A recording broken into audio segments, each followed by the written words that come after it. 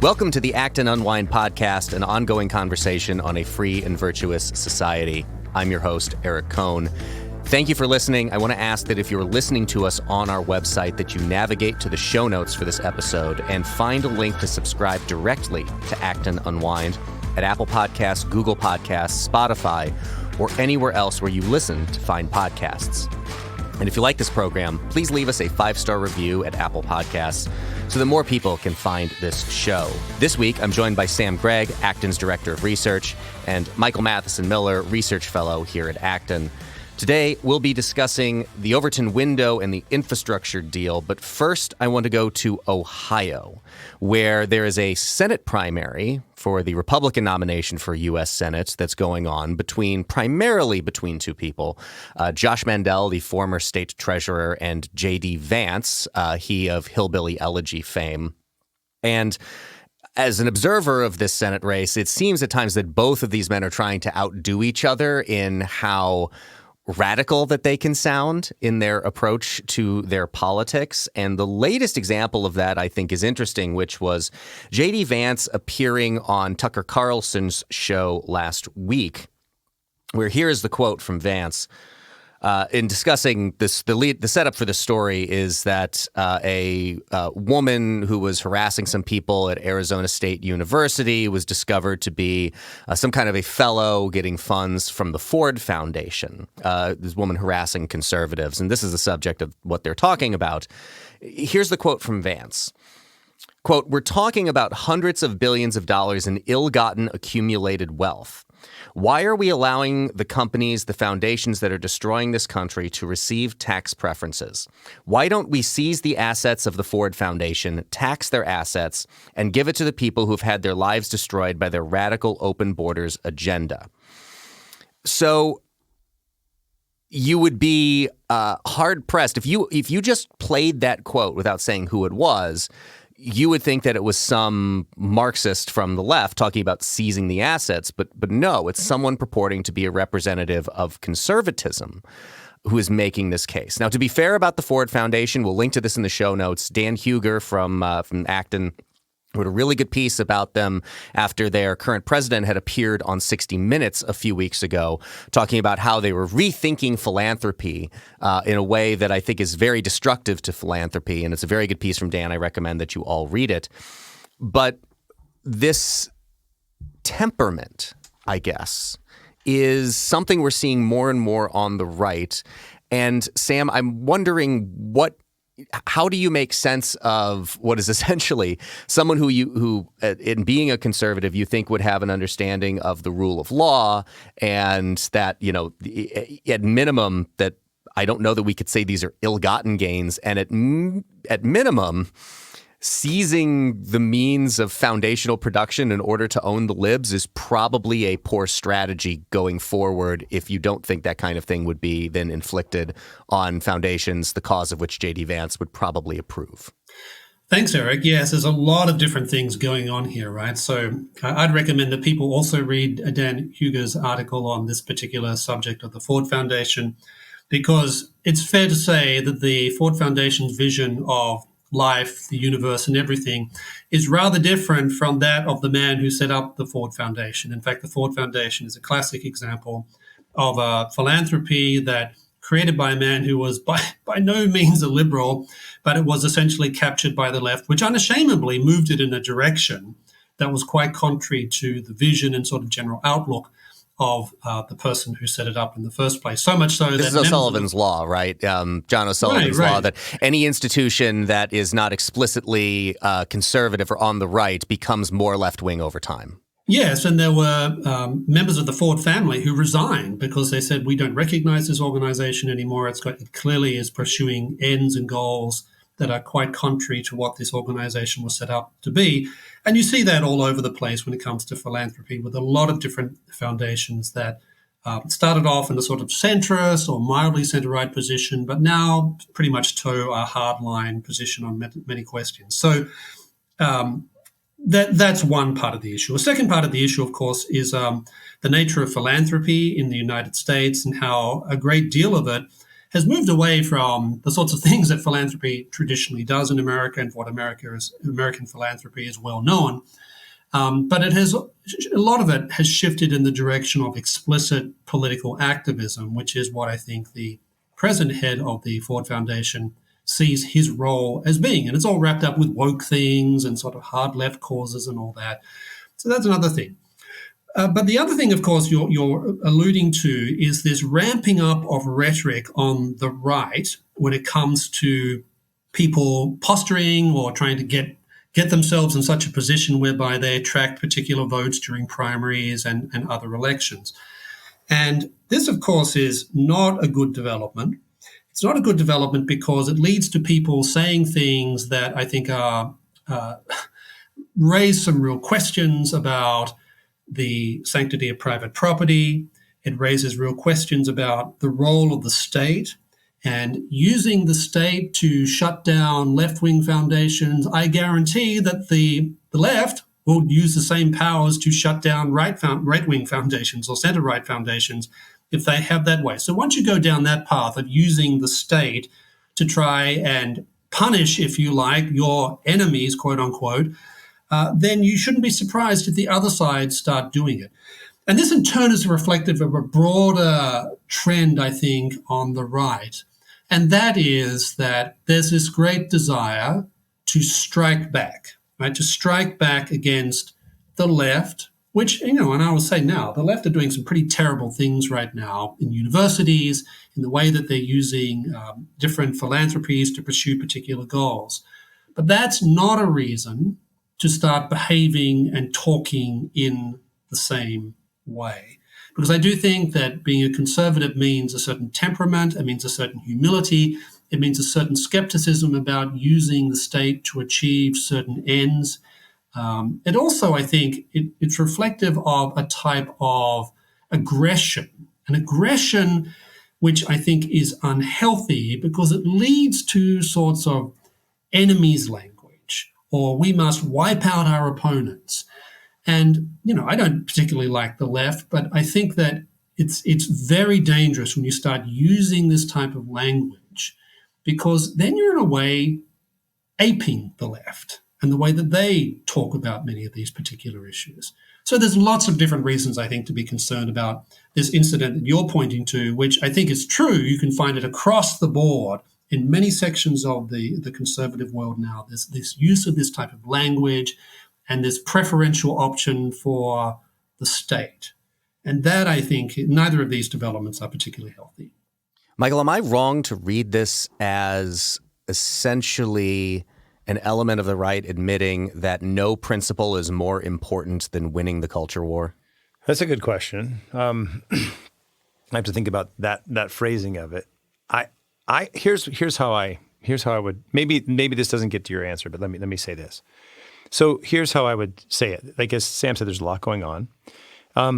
So in just as a preface, I think, if we want to look at the bad things that the Ford Foundation and the Gates Foundation are doing, let's look at them. They're doing bad stuff. They support nefarious things, not just in the United States, but they're connected to eugenics around the world. They have people like Planned Parenthood on their trustees and active with those type of activities, and people like Oya Banuju-Akocha have documented some of the things they do in her book Target Africa. So I'm very critical of the Ford Foundation and the Gates Foundation, and I think then there's so the first part of Vance's interview, he was talking about, look, maybe we need to tax them, maybe we need to think about how we're going to address some of these problems. That's fine. If you want to look at the system that was set up at a different time and you want to say, okay, we need to change it because maybe universities get preferential treatment because in a time when those rules and regulations were set up, we thought of a university as more of a neutral place, but now they're becoming increasingly left-wing indoctrination centers. And so in politics, you can't just favor in left-wing indoctrination centers. So I have no problem with that first part. But once he started talking about seizing of assets, I have very serious problems. And here's maybe the way I would summarize it, okay? We are in a very serious anthropological battle. We are in a cultural battle that is profound and deep, and it's been going on for a long time, and it's coming to ahead in many ways right now. We're in a battle over what it means to be a human person. We're in a battle over marriage. We're in a battle over the family, over gender, over parents' rights, okay, and so many other things that are part of the culture war, as you talked about. But we're also in a battle, and part of this anthropological battle, part of the cultural revolution, the sexual revolution, is a rejection of due process, of rule of law, right, and of the idea of impartiality and justice. So part of the cultural struggle is a repudiation of justice. And the thing that Vance did when he said, let's seize the assets. Now, look, let me say, if they're ill-gotten, if they were illegally gotten, well, then it's a whole other issue. Then we have to just deal with the fact that it was illegally gotten. But if they're not illegally gotten or ill-gotten, and we talk about seizing them, then all that is a participation, an acceptance of both the principles and the tactics of the left-wing revolution. So I joke, I was born in 1969. I was born to take revenge on the 68 social sexual revolution. I'm opposed to it fundamentally. Okay, and I've never been a leftist. I was not neocon. Right, I didn't get mugged by reality. Right, I'm not going to start appropriating leftist positions on justice that reject the Bill of Rights, the Magna Carta, Thomistic principles on law and how law must be promulgated and apply equally, and the Jewish and Catholic traditions about justice being impartial that we see from Leviticus onward. So that, to me, is the deepest problem, is that I think Vance recognizes, in a way maybe some other kind of center-right conservative commentators don't. And I don't follow Vance very much, so you can correct me, both of you, if I'm wrong. But I think that we're in a very serious cultural anthropological battle. The problem is he basically joined the other side when he rejected justice. Yeah, what I think is interesting there is I think that the argument back from that side of the political right would be to say that the left is not playing by the rules. You know, you hear this in this whole new rules argument, that the left is not playing by the rules. So it is unfair for us to bind ourselves by the rules when they're we're fighting with a hand tied behind our back or both hands tied behind our back, when they're willing to do whatever they have to do using any means necessary to win a culture war. And I understand it to an extent if you look at it from like a game theory point of view, right? Why would you expect, what do the rules matter if your opponents aren't going to adhere to them? You're only hurting yourself. But I mean, to me, if you're giving up on the rules, which, you know, are pretty much all the things that Michael just summarized, if you're giving up on the rules, well, then you've given up on the game of America. You've given up on the idea of this country and what it was founded on. What can I say? And you've also, it's not just a game. I mean, impartial justice and rule of law is more than just a game. Right. It's something that protects the weak and the innocent. So I think if this is a kind of it's almost like a false dichotomy, a bifurcation of politics and life, like what we're just doing in politics. Well, you know, this is exactly how politics go bad. This is how evil regimes operate, is they repudiate rule of law, they act in arbitrary manners, and that's unjust. And so if that's what the dominant regime is doing of the left, the right should not do that if they're, as Sam said, conservative. Because what are we trying to conserve, right? If you want to talk about a Burkean conservatism, right? We're in a partnership between the dead, the living, and the yet to be born. But we're also conserving this fundamental understanding that justice is good, that reason is good, that human beings have a dignity, that they should not be simply treated as cogs in a machine, and so forth and so on, and that marriage and the family are pre-political institutions. I mean, here's the thing. So I'm as you know, both of you know, I'm critical of the legalization of same-sex marriage. And I used to teach a course called the Philosophy of Love and Sexuality. So I could make like theological, philosophical arguments of what marriage is and its embodiment of inner spiritual reality, okay, on and on. But the main reason I think that the law is problematic is because I think it's a totalitarian act. It's the state redefining a biological and sociological reality and then requiring obedience, right? So it's in a sense, it's the rejection of justice. It's just a pure power act. Well, if we're angry at the Pure Power Act, you don't respond to pure power by just taking the exact same view of justice is the rule of the stronger. It's not, and I think it's a short-term game for long-term reality failure, and so that's why I'm opposed to it. It's a basic axiom of natural law that you may not do evil, but good may come of it. Right? St. Paul said that. Right. It's a basic principle of reasoning.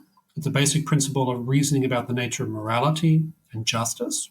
So when your opponent seizes your stuff or behaves in a way that's unreasonable, that is not a license for you to behave in the same way. Because when you behave in the same way, you behave in a way that makes you complicit in the same type of evil. So it's very tempting to give in, right? It's very tempting to say, well, this is just politics. Let's just be pragmatic. Can't we just get things done around here, etc.?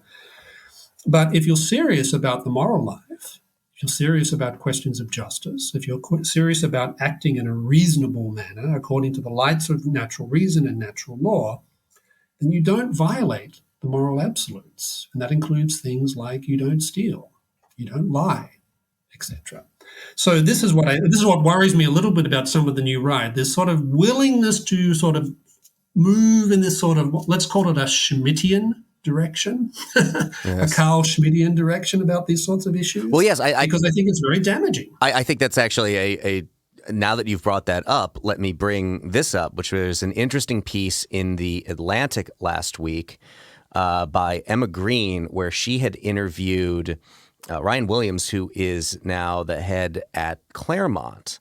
And there was a line in the interview that really caught my attention from Williams. The founders were pretty unanimous, with Washington leading the way, that the Constitution is really only fit for a Christian people. I worry about such a conflict when I was talking about the possibility of violence coming ahead. And this quote really caught me. The Civil War was terrible. It should be the thing we try to avoid almost at all costs.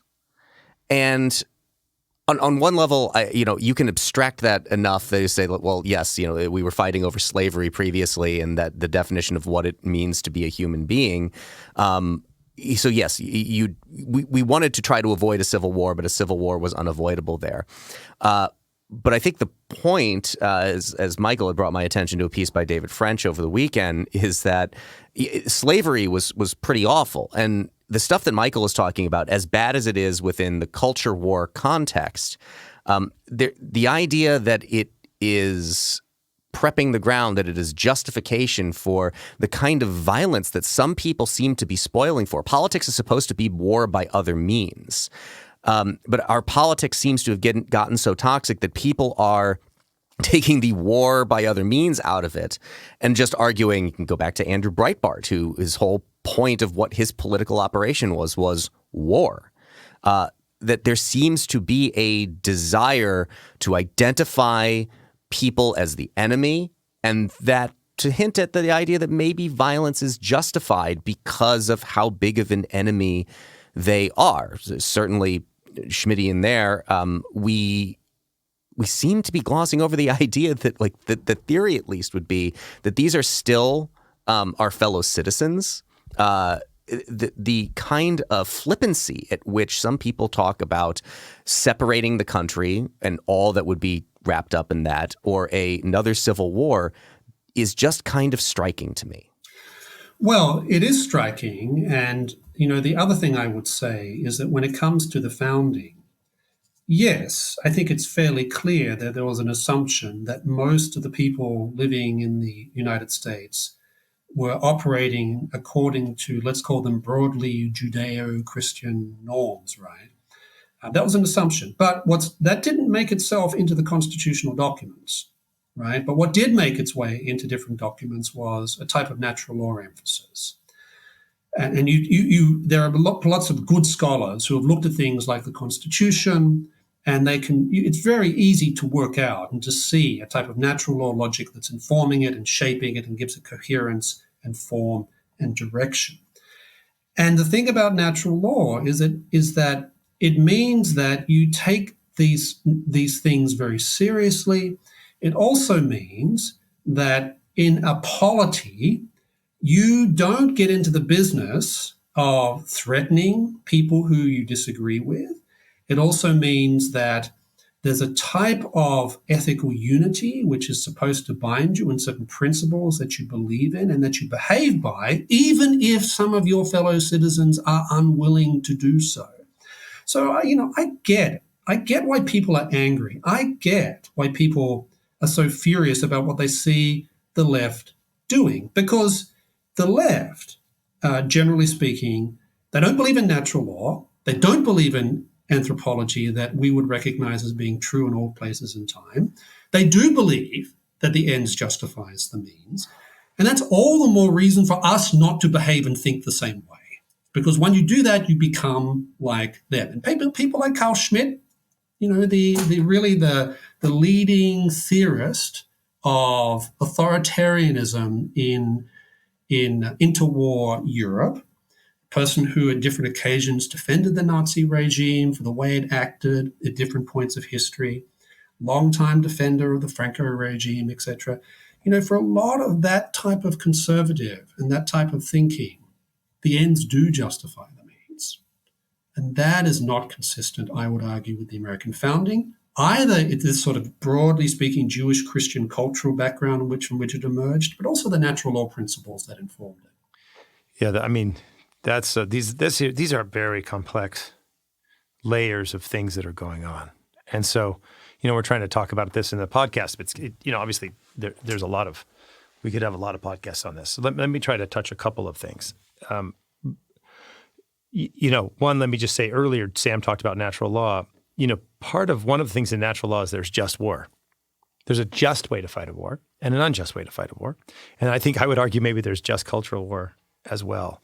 I think that the frustration people have, and Sam mentioned this earlier, like we are in a very deep cultural struggle. I think Terry McAuliffe said, the other day, parents shouldn't be telling the schools what to teach. Yeah, I pulled this up while you were talking. So this was in the context of a gubernatorial debate between Glenn Youngkin, who was the Republican nominee for governor in Virginia, Terry McAuliffe, the former governor of Virginia, former head of the Democratic National Committee. The quote from Youngkin is, you believe school systems should tell children what to do. I believe parents should be in charge of their kids' education. And in response, McAuliffe said, quote, I am not going to let parents come into schools and actually take books out and make their own decisions. I don't think parents should be telling schools what they should teach. Right. So you talked about Ryan Williams. I didn't read the whole Ryan Williams thing, and I only read part of the French thing. But Ryan Williams is kind of talking about how, I guess, Glenn Elmer's, but I haven't read the essay. So he just says, this was the debate. Like, we're in two different Americas. Right. And there's two different views of America. Now, I will say, I want to say that he said, this is the part I have it here. William said, obviously he was being provocative, but if Claremont thinks real Americanism is a belief in principles of the American founding, we have to acknowledge that a good portion of our fellow citizens don't agree with our principles and conclusions about what politics is for. Okay. And that way we're really two Americas. And he said, even during the Civil War, I think we're more divided now than we were then. As Lincoln said, we pray to the same God. We all believe the same Constitution. We just differed over the question of slavery. So that's a big just. Yeah, we should acknowledge that's a pretty big just. Yeah, no, that's what French says. That's French's argument. So they say, first of all, I haven't read all of these things, so I'm a little bit reticent to talk about the whole thing because I haven't read the whole interviews. But you brought it up, Eric, so I blame you. That's fair. But then French says what you say, Eric. We just differed over the question of slavery. The question of whether a person has the right to another human being is a heck of a just. Yeah, so is whether marriage is between a man and a woman. So is whether abortion should be allowed. So is whether gender, surgeries should be allowed on prepubescent children without their parents' beliefs. These are big anthropological deals. And so I go back to this point. If you look at, say, the writings of people like Alexander Solzhenitsyn, Augusto Del Noce, John Paul II, Karol Wojtyła, Joseph Ratzinger, Benedict XVI. They're talking, this is a 20th, we're coming into the 20th century, like what's his name? Gramsci said we need to make a long march to the institutions of culture. Well, the long march has happened, and we are in a battle over what's a good life, the dignity of the person, what is marriage, and so I think that we have to be careful in a sense, downplaying the seriousness of this. And I think this is why people they don't know what to do. We're in a volatile situation, and they feel that certain elements of the left are willing to shut them down, to use dignity as a weapon against religious liberty by redefining the person based on their sexual predilection. I mean, it's already in the Yogarda principles. It's in German law, South African law. It's, depending on how you look at it through U.S. law as well. I mean, we have a serious situation in front of us. And so I understand why people are worked up. But the problem is we need to approach, and this goes back to Sam's point, we need to do it in a just manner. And so when people like J.D. Vance, who are theoretically leaders, are talking about, expropriating the assets, seizing the assets of people, I mean, this stands in contrast, if I'm not mistaken, right, to the Fourth Amendment, right, of the Bill of Rights, which protects Americans from unreasonable searches and seizures. Like, would Mr. DeVance want to depose of the Second Amendment or the Sixth Amendment? Right. And so the question is, I mean, this actually goes back, I'm repeating myself here, but I'm repeating myself because I think it's important. Okay. And so should you, listeners. And so should you, Eric. And that is that. As a marketer, I'm a fan of repetition, so that's fine. I'll allow it. Okay. So that, I mean, the reality is how we think about justice, rule of law, and due process is part of the struggle. I mean, so the Marxian, broadly understood Marxian, institutional march through the institutions of cultures, the cultural socialism rejects Jewish, Christian, Magna Cartan, medieval American understandings of justice and rule of law because it's all about power and identity. And that's my problem. Look, if I sat down with Mr. Vance, I mean, he's a convert to Catholicism, right? I think a couple of years ago, right? I mean, Sam and I are cradle Catholics. I think you too. Mm-hmm. Okay, welcome to the club. I'm glad that people are converting their reading things, but this is great, good. But I mean, these things have been talked about by popes and by Catholic scholars for decades upon decades. And my problem right now is we have a lot of young people who are kind of ideologically inclined. I mean, I think this is one of the problems of our age. I'm shifting it a little bit. But one of the problems of our age is we're ideologically inclined. And that's because we've lost a serious understanding of truth. We live in the dictatorship of relativism. And we've lost a serious understanding of reason, where reason is reduced to the empirical. And so this is the culture in which we live. And so everybody's got to have their own theory of everything, their own ideology, and we're in ideological battles. And I say no to ideology, and I say no to leftism, and I say no to the cultural and sexual revolutions. And that's why I say, while I agree with many of the people on the right that we are in a serious battle, we have to engage in it in, as it were, the tradition that takes justice seriously, the Bill of Rights, the Magna Carta, the Thomistic tradition, et cetera, et cetera. And that's my deepest problem. I don't think with David French, well, it's just slavery. I think slavery is an intrinsic evil, and I think abortion's an intrinsic evil, and I think that performing surgeries on prepubescent children without their parents' permission is an intrinsic evil. We're in an anthropological battle, and it's really serious. So, you guys disagree? I don't disagree with that. What I'm curious about, and what I'd like you both to comment on, is how did we end up with a polity that seems to either they do reward this kind of rhetoric, that they recognize, and this seemingly, if you've been following the Senate race in Ohio, the two leading candidates do seem to believe that the Republican electorate there, at minimum, and that it won't do enough damage to them in a general election, so they must think a large enough part of the polity in Ohio will reward them for this kind of thing. Sure. Thinks that this kind of rhetoric is beneficial. So either it is beneficial or they have the belief that it is.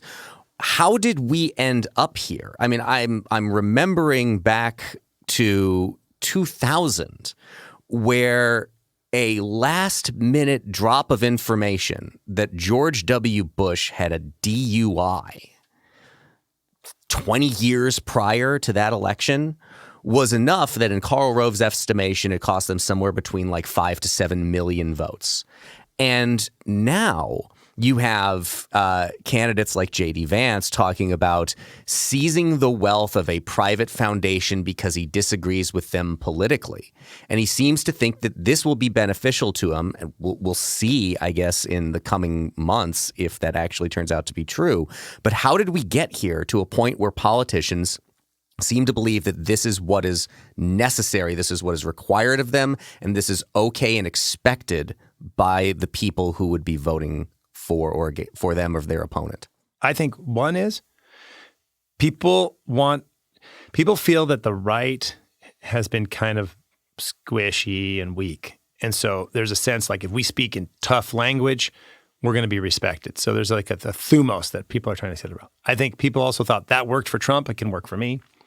I think another part is that the medium is the message. And so a lot of like Twitter and the way Twitter works is that's what gets you clicks and likes. But what is particularly interesting is how many people are not on Twitter. Yeah. Yes, a lot of influential people are on Twitter. A lot of people in the media and a lot of politicians are on it. But the usership of that platform is actually very low. Right. But politicians, people who use it seem to think, they project out that the rest of the world is just like Twitter. And I think, or at least I hope they're wrong about that, but I also think they're wrong about that. Yeah, I think that's a hope we can have. And I think the last part is just to go with Sam's point, and then I'll go to you, Sam, is I think it's bad strategy because I don't know if you noticed, but Joseph Biden's the president of the United States and the administrative power is held by the left. So I don't know. I think it's a short-term strategy for votes for a long-term error. I think it's an error. But I mean, we'll see. I mean, Sam, what do you think? I think in some respects, well, it's a manifestation of particular problems of the present, but it's also in some respects a return to normal in some respects. So what do I mean by that? Well, if you go back to the American founding, you discover that most of the politics in the 1770s and 1780s was largely dominated by a highly educated but relatively small group of men living on the East Coast who liked to argue in terms of, let me quote Cicero, let me quote Richard Hooker, let me read this thing from Aristotle to make my point, etc., etc. But things changed very quickly in the 1790s when you had lots of people coming to the United States and lots of people becoming much more confident that despite the fact they didn't have this sophisticated education of the original founders, that they had a place and a role to play in the politics of the Republic, which meant that things moved in a relatively populist-like question and all the direction and all the rhetoric that emerged with that. So let's think about, for example, some of the things that the Federalists and Republicans were flinging at each other in the election of 1800, right? People were killed in the election of 1800. People told outright lies about their opponents in this particular election. And if you go on through the history of the United States, I think you see that to a certain extent, this is the type of politics, to a certain extent. This is, and I don't deny, I think that it's been exacerbated by some of the things that Michael referred to in his various remarks. But this is part of the stuff of what it means to live in a type of democratic polis. And by that, I don't literally just mean things like everyone gets to vote, but the type of democratic culture that Tocqueville talked about in his Democracy in America, and some of the risks that go along with that. Because then in that type of environment, you know, it's very hard to make an impact by quoting Cicero or suggesting that, well, you know, maybe you should read The City of God and look at Augustine and what he said about this, or those sorts of things. I shouldn't have quoted Aquinas. I was a total error. Right. No, I mean, I love it when people do that. Unfortunately, when most politicians do it, they do it out of context, and they're usually trying to justify the opposite point of what the person was trying to make. As Thomas Aquinas said, do evil. Wait, he didn't say that at all. Right. So I do think that to a certain extent that what we're seeing is if you like, a sort of natural state of affairs when it comes to the type of mass democracy, because it means that politicians feel compelled to speak in this type of way. I mean, think about what's going on the left right now, right? Right? So the left are having this massive civil war about this bill that's going through Congress, right? You have the squad who are arguing for, let's spend more money than we can possibly think of because that's going to be the good. And you have some Democrats saying, maybe that's not such a great idea. Maybe we should restrain ourselves, et cetera, et cetera. Well, I know who's winning rhetorically on the left when it comes to these sorts of things. So I do wonder whether what we're experiencing is, in a way, sort of what is part and parcel of what it means to live in the type of mass democracy that the United States is. Now, the United States is constitutionally, it's not a mass democracy, right? It's a federal republic. That's what it is. And a constitutional federal republic is not the same thing as a democracy in the way that is often understood. But we have a democratic political, small d, democratic political culture that lends itself to people saying more and more extreme things so that they can get that crucial cadre of votes behind them to take them to the next level in politics. Yeah, I think part of me wants to say, to you it is, Sam. To me it's different because that's the way our political life goes. But I think, I think, and Sam, just one follow on Sam's point. I mean, when you look at the way the left talks, look at the thing that precipitated this whole question with Tucker Carlson and J.D. Vance. It's like these guys were studying in a room and people came in and went after them. And, Another recent example of that from over the weekend, if you saw the video of a bunch of protesters following Senator Kyrsten Sinema into a bathroom to berate her while she was using the bathroom about her, in their eyes, failure to sufficiently support a infrastructure deal, which we're going to get to the infrastructure thing in a moment. But with to invoke that British comedy show that people have probably seen the meme of on online. When you're following someone into the bathroom to berate them, you have to ask the question, are we the baddies? Well, I have to say, at Acton University, and Michael's had this experience before, I've had students literally follow me into the bathroom to ask highly technical questions about something to do with political economy. So I feel the senator's pain.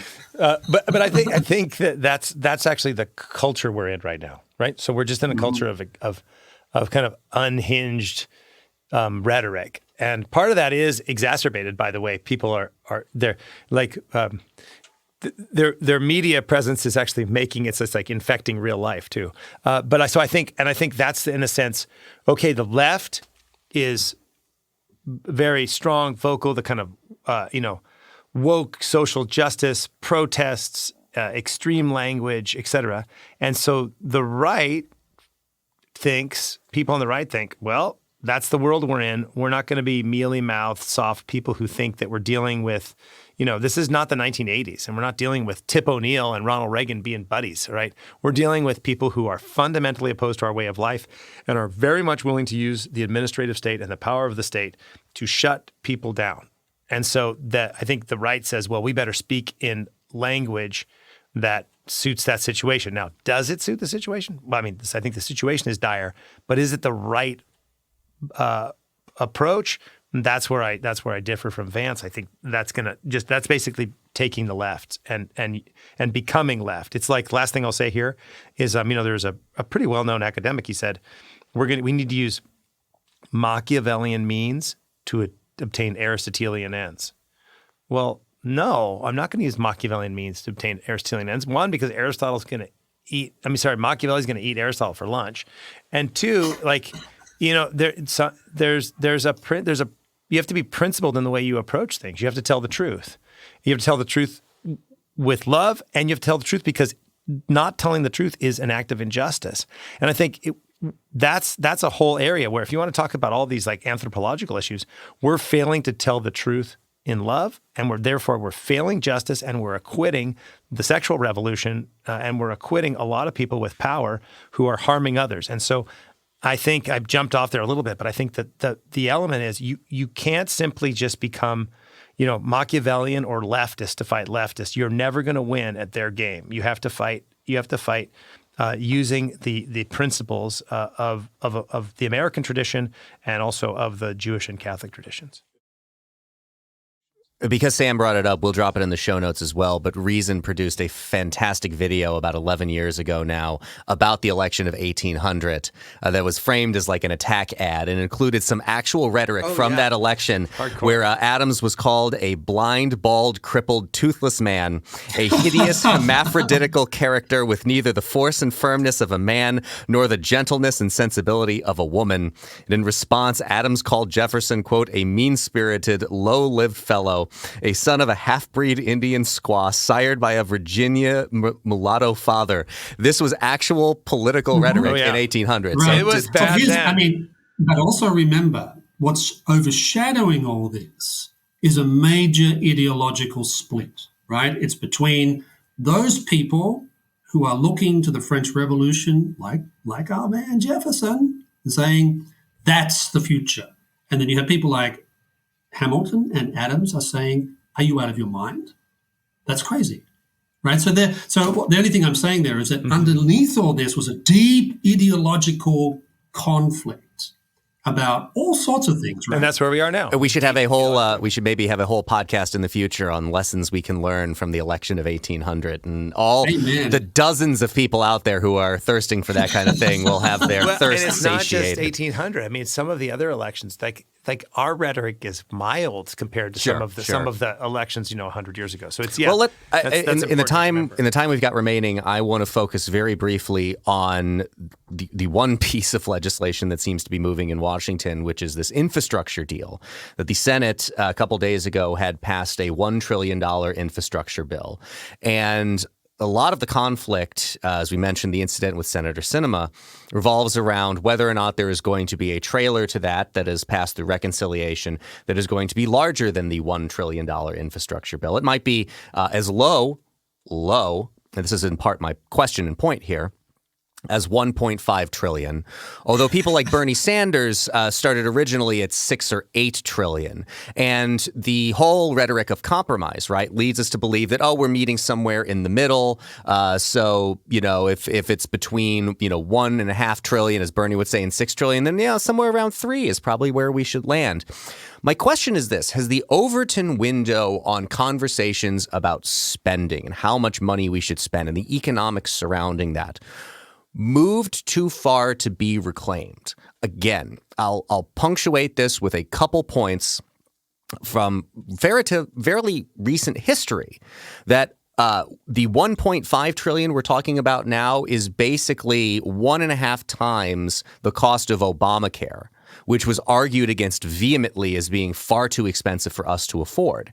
And then I will take you back to 2008, where the then Secretary of the Treasury, Hank Paulson, the number he came up with for TARP was around $900 billion because he thought if he said $1 trillion, the reaction from people would just be they'd be so aghast by it. There's no possibility it was ever going to pass. And now we have spent trillions of dollars in the last year and a half in relief on COVID and in support of our efforts to battle the coronavirus. Now we're talking about spending $1 trillion on infrastructure and perhaps another $1.5 trillion on human infrastructure, whatever that happens to mean. Has the Overton window just completely passed us by in a way to argue that we need to get our spending under control when we're just so flippantly throwing around, let's spend $1 trillion here, $1 trillion there, and I guess it never actually does end up becoming real money at some point? It's interesting, isn't it? Because we have seen, this is a very good example of how what was once seen as abnormal suddenly becomes normal. So the idea that we can spend our way out of all these issues, only maybe 20 years ago, there was much more skepticism about that, right? Because people thought, okay, we've learned our lessons from the Keynesian period. We've learned that you can't spend your way or Federal Reserve your way out of these types of problems because you just store up bigger problems for the future. So therefore, we need to get our fiscal house under control. And I'll remind people that it was William Jefferson Clinton who was the last president to basically deal seriously with this question of federal spending. We had a balanced budget in there at one point in time. Right. There was a little gimmicky, but more or less far closer to balance than anything we've had since. And my Can point we just is say that I was the last actual president? Everybody else since me has not been the president. But that's the thing, right? I mean, we had that was the rhetoric and the climate of opinion, at least among policymakers and a lot of the country at the time, that a Democratic president had to speak the language of fiscal conservatism. Now, I mean, it's interesting, isn't it? If you listen to some of the way that some conservative politicians talk about these issues, you notice it's often, I think it's a lot of it is lip service, the way they talk about fiscal conservatism, because I'm not sure in some cases they would do very much that's very different from what some of the Democrats are proposing to do. I'm thinking, but this also reflects the way in which a considerable portion of the right now thinks that tariffs are good, or industrial policy is good, or all sorts of extensive interventions into the economy are good, because the climate of opinion, overall opinion, has shifted in this direction.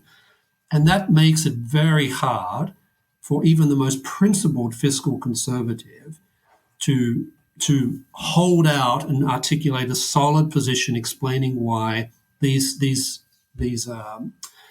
figures being thrown around, 6.5 trillion, 1.5 trillion, it's in that sort of atmosphere, it's very hard to make the type of fiscal conservative argument that I think needs to be made. Yeah, Michael, I think when we have this kind of a shift, we also lose the language to some extent. You have right now the person being portrayed as the fiscal conservative in this whole argument is Senator Joe Manchin of West Virginia, who's the person who is saying, I won't commit to more than $1.5 trillion in addition to the $1 trillion we all have bipartisanly agreed to spend. When that person is being portrayed as the fiscal conservative, words seem to lose all meaning. Right. I mean, yeah, and I think, Sam basically, I think, outlined it. I think also there's a friend of mine always talks about the mystery of large numbers. I mean, at some point, trillion it's just an unintelligible concept. And so, like, we're going to do 1 trillion, 1.5 trillion, like, it has no meaning anymore. And so I think maybe that's connected to this point you're making about Senator Manchin, also the Overton window. At some point, trillion was a bridge you couldn't cross. At this point, it's just a mystery of large number. I mean, it's like, it's like kind of the quantum realm. There's one of these Marvel movies says, how many times is the word quantum going to be used in this conversation? I mean, this is like the magnum realm. I mean, like at this point, there's like, it's unintelligible, I think, to regular people to think about $1 trillion. And so maybe that is just restating your point about the Overton window. I typed into Google just to see, because as Michael just pointed out, the way that we went from talking about billions to tens of billions to hundreds of billions to now talking about trillions seemed very rapid. So I had to ask, well, what comes after trillion? And I am sorry to report that when you start typing what comes after, trillion is the first thing in the autofill. Which doesn't seem Google's listening. Yeah, to doesn't seem to be very promising. But just so you know, the thing that comes after trillion is quadrillion. So perhaps we, with apologies to the National Review Editors Podcast, will leave on this exit question. How long will it be, Sam, before we are talking about spending bills in the quadrillions? Wait, before Sam answers that, when I search that on DuckDuckGo, I get what comes after octillion, black belt, 5G, octane, and other things. I didn't get trillion because, see, DuckDuckGo wasn't listening to me the way that Google was listening to you. And Google was serving up something far more relevant to the actual thing I was searching for than what DuckDuckGo did. But DuckDuckGo was letting me be a free human being. Just so you know, there's an upcoming episode of Act in Line talking about Michael's new book, Digital Contagion, about how much he dislikes big tech. And some practical advice that you can take. So look for that episode of Act in Line in the future. But I go back to my exit question to you, Sam. How long before we're talking about spending bills in the quadrillion?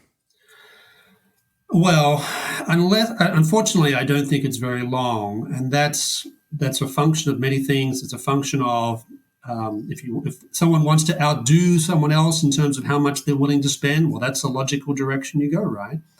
But I think the other thing which I find disturbing is that so much of the country, and not just the United States, but lots of other countries, and this is partly a result of responses to the pandemic, really does view spending as the way that you resolve so many economic challenges facing us.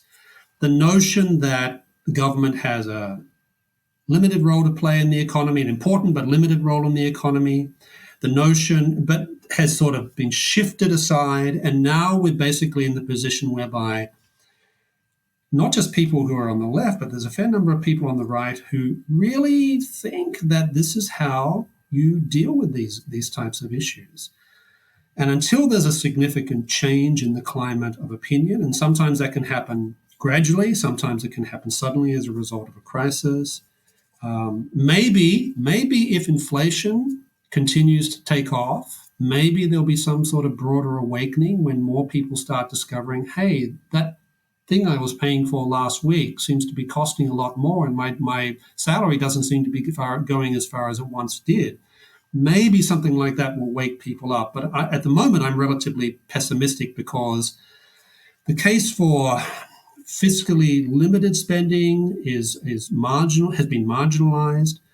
And we also have central banks, and not least the Federal Reserve, who seem to have adopted an approach that the more money they can push out the door, the better for the economy. So quadrillion-dollar spending bills, 5 years, 10 years, 15 years? Who knows? But I fear that they will be upon us sooner than we think, unless there's a type of fundamental realignment politically. And I don't mean that just in terms of Republican, Democrat sorts of things, but on the right and on the left, where this flirtation with using the state to fix all sorts of economic problems has gone way beyond the left and now engulfed significant sections of the right as well. Michael, how long before we're talking about quadrillion-dollar spending bills? I have no idea. I mean, first we have to get to 10 trillion. All I want to say is I balanced the budget. Yes. That's what I want to say. I would have. I don't care if it's a trillion, quadrillion, or more. I would balance the budget. That's my answer. So I will borrow now from the McLaughlin Group and just say wrong to both of you that it is going to be 7.5 years from now under President Wesley Snipes.